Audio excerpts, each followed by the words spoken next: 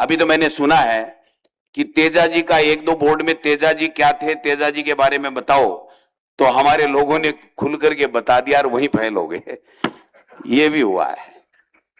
अब मैं तो कहता हूं भाई तेजा जी बैजा जी वैसे ही मानो अपने लोग देवता हैं, लेकिन इंटरव्यू में तेजा जी को कहना कि भाई मुझे पता नहीं है, मैं बाद में बता दूंगा, इस क्वेश्चन में कांटा मार दो। गोविंद सिंह डोटासरा का यह बयान सुनने में भले ही सिर्फ तेजा जी से जुड़ा हुआ लगे, लेकिन इसके पीछे राजस्थान की जाति प्रतियोगी परीक्षाओं के और सिस्टम की निष्पक्षता को लेकर एक बड़ा सवाल छिपा है। डोटासरा का कहना है कि तेजाजी हमारे लोक देवता हैं, लेकिन किसी प्रतियोगी परीक्षा या इंटरव्यू में किसी उम्मीदवार की योग्यता का फैसला उसकी जाति देखकर नहीं होना चाहिए। और यहीं से उनका सबसे बड़ा संदेश निकलता है। न्याय की कुर्सी पर बैठने वाले व्यक्ति को सामने वाले की जाति नहीं, उसका काम और उसकी योग्यता देखनी चाहिए।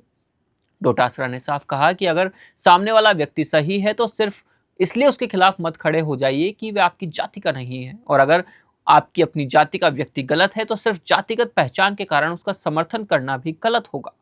अब इस बयान को राजस्थान की प्रतियोगी परीक्षाओं के संदर्भ में समझिए। राजस्थान में सरकारी नौकरी सिर्फ एक नौकरी नहीं होती, इसके पीछे किसी परिवार की कई सालों की मेहनत होती है। किसी माँ ने गहने बेचे होते हैं, किसी पिता ने जमीन बेची होती है, किसी परिवार ने सालों तक बच्चे की पढ़ाई का खर्च उठाया है। और जब वही उम्मीदवार परीक्षा पास करने के बाद इंटरव्यू तक पहुंचता है और उसकी सबसे बड़ी उम्मीद होती है कि अब फैसला उसकी मेहनत और योग्यता के आधार पर होगा, लेकिन अगर उसे यह डर हो कि उसके नाम, जाति या पहचान की वजह से उसके साथ अलग व्यवहार हो सकता है, तो पूरा सिस्टम उसके लिए सवाल बन जाता है। डोटासरा ने इसी चिंता को तेजाजी के उदाहरण से समझाने की कोशिश की।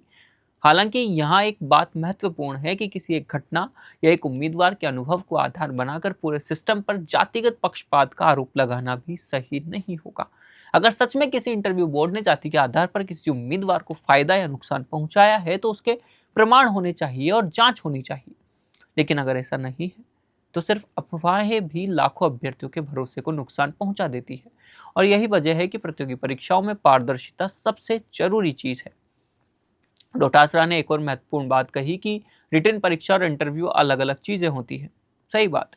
लिखित परीक्षा में आपका ज्ञान और तैयारी देखी जाती है, जबकि इंटरव्यू में व्यक्तित्व, कॉन्फिडेंस, कम्युनिकेशन और प्रेजेंस ऑफ माइंड जैसे पहलुओं को देखा जाता है। लेकिन इंटरव्यू की सब्जेक्टिव नेचर की वजह से एक सवाल हमेशा बना रहता है कि क्या उम्मीदवार को यह भरोसा है कि बोर्ड का फैसला पूरी तरह निष्पक्ष था। ये भरोसा किसी भी रिक्वायरमेंट सिस्टम की असली ताकत होता है। और इसलिए तेजाजी वाला बयान सिर्फ तेजाजी के ज्ञान का सवाल नहीं है, ये सवाल है कि क्या राजस्थान में सरकारी नौकरी का फैसला जाति से ऊपर उठकर सिर्फ योग्यता और निष्पक्षता के आधार पर हो सकता है। इसका जवाब शायद हर कोई हाँ में देगा, क्योंकि कोई भी समाज तभी आगे बढ़ता है जब उसकी अगली पीढ़ी को यह भरोसा हो कि मेहनत का रास्ता खुला हो। आप मेहनत कीजिए, परीक्षा दीजिए और इंटरव्यू दीजिए, और अगर सफल हुए तो आपको यह महसूस होना चाहिए कि आपकी सफलता आपकी मेहनत की वजह से, आपकी जाति की वजह से नहीं। और अगर आप असफल हुए तो यह भरोसा होना चाहिए कि आपके साथ न्याय हुआ है। यही भरोसा टूटना सबसे बड़ा खतरा है। इसलिए डोटासरा के तेजाजी वाले बयान की असली बहस ये नहीं है कि तेजाजी कौन थे। असली सवाल है कि क्या हमारे भर्ती सिस्टम में जाति, पहचान और राजनीतिक प्रभाव से ऊपर उठकर सिर्फ योग्यता और निष्पक्षता को जगह मिल रही है। क्योंकि अगर जवाब हाँ है तो तेजाजी सिर्फ एक लोक देवता नहीं रहेंगे, वो उस न्याय की सोच का प्रतीक बन सकते हैं जिसकी उम्मीद हर युवा अपने सिस्टम से करता है। सुनो सुनो सुनो भैया, विधायक को तो जानते होंगे, सांसद को तो जानते होंगे, मंत्री, संतरी, मुख्यमंत्री, लेकिन अब समय आ गया है पार्षद की बात करने का।